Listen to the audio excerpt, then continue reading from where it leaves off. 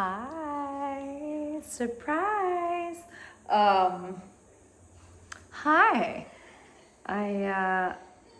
I'm doing my pregnancy vlog. I'm back, baby. Oh dear. I'm trying to make myself comfortable, which is really hard at the moment. Yes, welcome to my, technically I'm doing basically 6 weeks to 9 weeks pregnancy vlog. Today I am 9 weeks, 4 days pregnant. I'm gonna show you my belly. It's quite a large. Okay, hang on. There we go. Quite large for 9 weeks, I think, at least, anyway. And that's not even at the end of the day. At the end of the day, I might double this size. I'm gonna sit up here. So, I'm excited to be able to do this. The last time I started a pregnancy vlog, I didn't get to finish it because I had a pregnancy loss at 10 weeks. I think so far it's been such an eventful pregnancy that I think not everyone really talks about the idea of pregnancy after loss. And pregnancy after loss is a very particular kind of beast.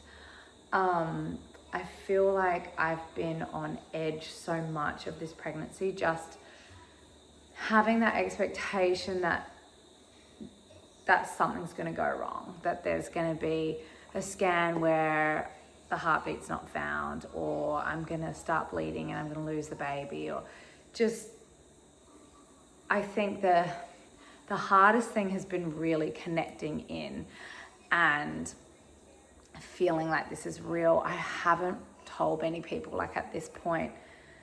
My parents don't know, my mum knows, my kids know, but my dad and my stepmom don't know. Majority of my friends don't know. Sarah doesn't know. But Sarah, I'm really looking forward to surprising her on the podcast because it will be a mega surprise. And I want to see how long I can wait until I surprise her.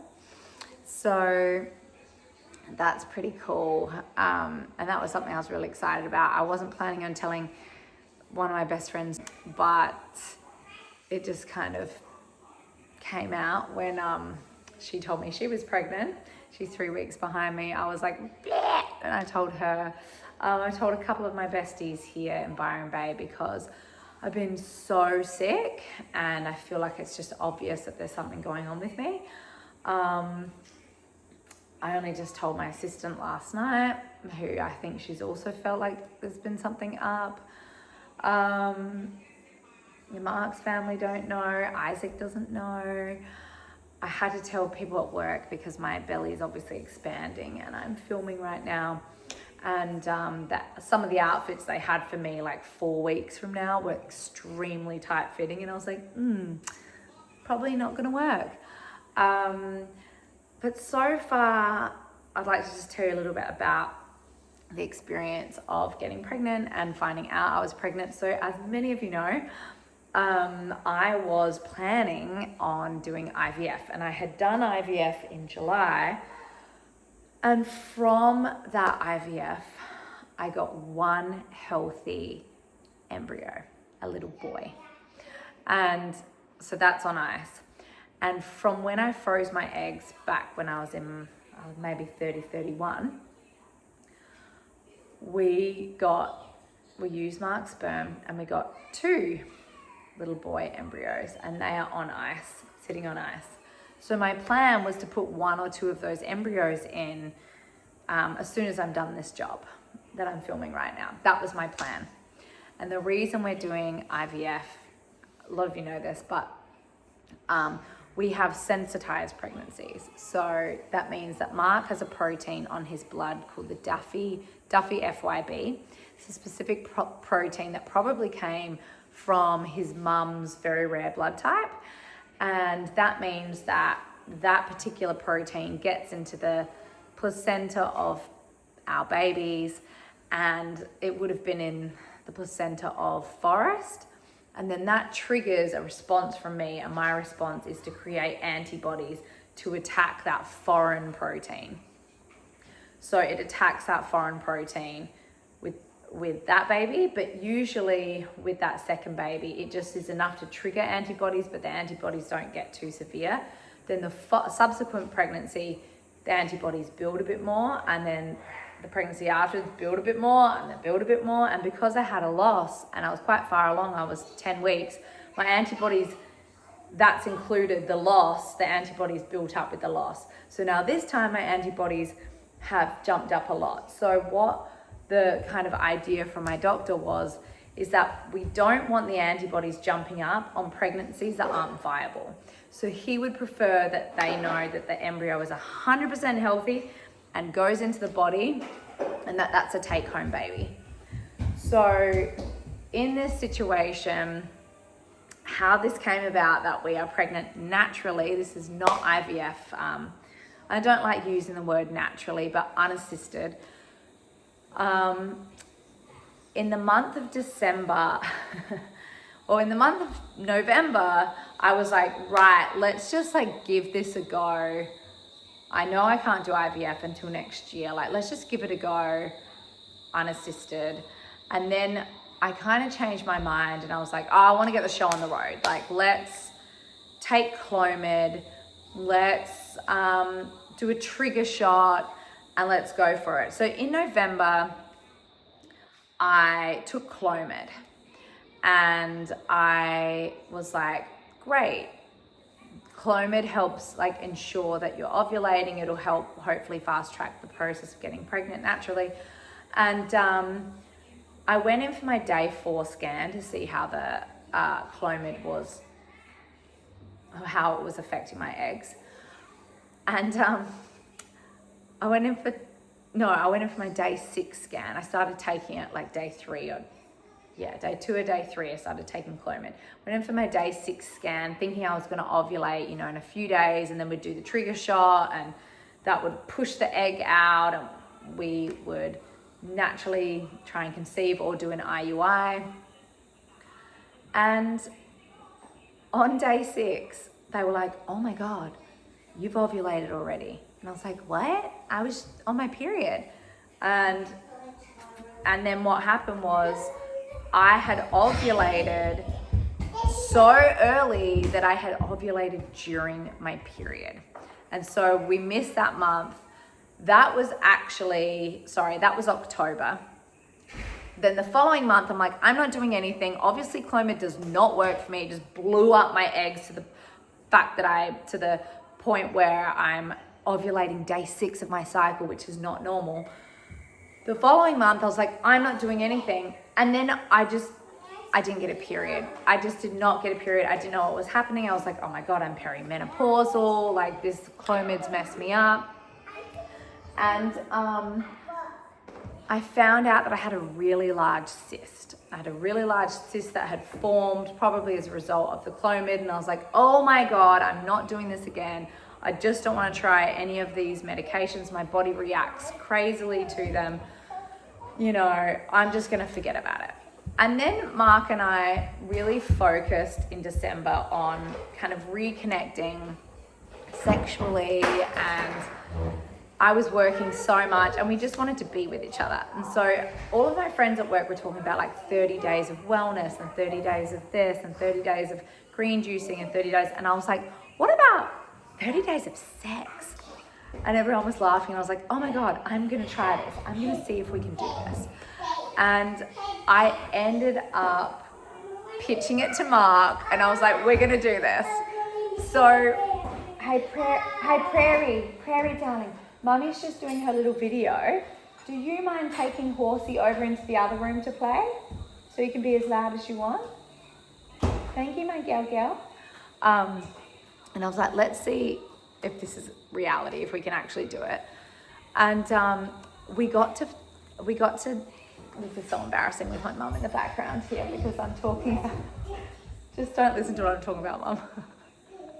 Anyway, we got to day 15 and it was over the Christmas period, and I was like, oh my God, this is so nuts. Like, I don't know if we can do this anymore. And then we had our road trip, so then that wasn't gonna work. Our road trip was, we were all like sleeping on top of each other. So we got to 15 days and we felt really proud. We're like, oh my God. Anyway, I went to events. I was drinking all through Christmas, like with my sisters, boozing up, having the best red wine, like having gin and tonics, like just living it up, not thinking anything at all. And then Mark started saying to me, I think you're pregnant. And I was like, what? And he was like, I don't know, you seem different. I think you're pregnant. And I was like, oh God, well, I've been drinking. I've been, not looking after myself. I've been enjoying the holidays. And he was like, I don't know, I think you're pregnant. And I was like, I don't know. And then I started getting this feeling. And I was like, oh my God, I think he's right. I started having this feeling, and I knew, and we had so much to do. We were like packing bags, like in the boiling hot sun from this trailer. Like there was just so many things. Like we moved to Byron Bay and then put all of our stuff in this like, this like trailer facility thing. What's it called? Oh, I can't even remember, baby brain. And I was like out in the sun, like packing bags for me and the girls because we were going to Ireland, and then packing bags for Mark and the boys because they were going to LA. And it was just hectic, and I was feeling like, I couldn't handle the sun. The sun was so hot, and I was like, oh my God, this was probably about 5 days before my period was due. And then I knew that I would be able to test in Ireland, but I also didn't want to get my hopes up, and I didn't have any real symptoms. It was just this feeling that I was like, I think you might be right. And it's crazy, like Mark and I have had unprotected intercourse for 2 years sporadically. Like sure, we haven't ever done 15 days in a row, but really sporadically over 2 years. And we've only ever been pregnant twice. So once this time and once the time that I lost the baby last year. So I just was like not expecting that the bullseye had hit the target and that it had happened. It takes so much to get pregnant, like all the perfect environment. And I just was like, I don't know, I don't want to get my hopes up. So I'm on the plane flying to Ireland. We land in Ireland, and I am in Ireland with the girls, and then Sarah calls me and tells me that there's a fire near her house. And I was like, oh my God, that sounds so scary. I start like getting updates from her, and at this point the house was still okay. And I went to the local Tesco supermarket in Ireland with the girls, and I was like, oh, it'll be quite funny. What if I tested here at Tesco? Because when I found out that I was pregnant with Prairie, I tested with Susie Collins, my very good friend, at a Tesco supermarket in Wales. And I was like, oh, it'll be quite serendipitous if I test here in the Tesco supermarket in Wales. So I bought a test. I go in, I test with the girls, and immediately there's 2 lines. Immediately. And this was probably a day after when I was expecting my period to come, because my period's been so sporadic. It's been like every 24 days, every 28 days, every 27 days, every 25 days. So I was thinking I was having perimenopausal symptoms, and boom, 2 lines. And I was like, oh, I was like, I knew it. I just kept saying it. And I had planned on not telling the kids, but then I was with them and I was like, oh my God, I was so excited. I was filming myself. And then so they knew at that point that the girls were the first to know. And then I get home and I tell Mark, I FaceTime, and I was like, you were right. Like I FaceTime Mark. I didn't really do anything special. I just FaceTimed him and I told him, okay, I'm going on to part 2.